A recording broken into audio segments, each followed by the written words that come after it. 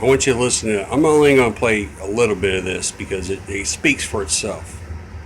But this is the stuff that I just have a hard time wrapping my head around of why. Of why. Yeah, so here you have the Obama administration spying on a rival political campaign, specifically on a man who has never been charged for the crimes that were the pretext of the spying in the first place. And yet no one on the left cares at all. And I guess my question to you, again, having seen the information that I'm not allowed to see, is there a good reason, a national security-based reason to keep that information from the public? On what grounds was it redacted? Oh, quite the opposite. Now I want you to listen to what he says. And this is ridiculous because he's not the only one. There's a whole board of them that know, but they're afraid. They're afraid. It's a national security reason to make sure that the American public sees this in its entirety, because this is a phony FISA. Okay, the Department of Justice and the FBI put something together that is completely fraudulent in order to spy on an American citizen. It's our job as Congress to bring sunlight and full transparency to this. Okay, to this process. then let's do that interest now. of the DOJ and FBI to let that happen. Okay, then why don't you send it to me now, and I will put it on the air in the back half of the show. I mean it. I'm dead serious. You are the chairman of the House Intelligence Committee. Yeah. It is you are elected by voters to make these judgments. Bureaucrats elected by nobody are telling us, threatening us basically, that it hurts national security. You're the one with the power. Why don't you send it to me? We will put it on the air and let the public decide. Is there a penalty for that?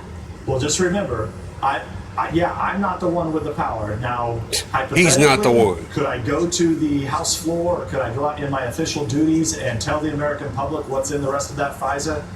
I could. However, I mean, you already see, remember, most of the media and the left is against us and against it. They don't want the rest of this out. They want to keep this hidden. Can you imagine the field day they would have against me or if any other Republicans talking about what's not classified information? So you have journalists arguing on behalf of matter holding information back. I mean, that's insane. If you live in a world where journalists are saying the public should know less, they have been discredited by definition. We don't have to listen to them. They're not journalists. They're something less. They're flacks. So is there a penalty for doing that? You seems understand, like a really important question. You understand, Chucker. Yes, that's the problem. You understand this. There's a penalty, right? So we can't create a situation. But what can happen right now? How do we get this done? Is the president just needs to step in and declassify this. He has said he doesn't want to get involved, but quite frankly, that he needs to get involved in this. It doesn't involve him. If he would just declassify it, then we as Congress would have no problem coming on your show and talking about this declassified information. Yeah, because there's no argument against it. But if you believe in democracy.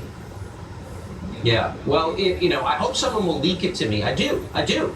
Because I think the public has a right to know, and I'd love to know why the public doesn't have a right to know. And I'd love all these anchors every day telling me I don't have a right to know. Really, why? Speak slowly so I can understand. It's infuriating. Mr. Chairman, thank you for all the work you have done. It is. And I hope so.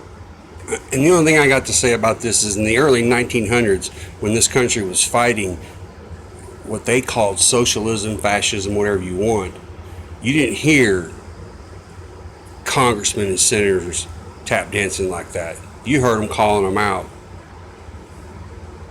That's what blows me away.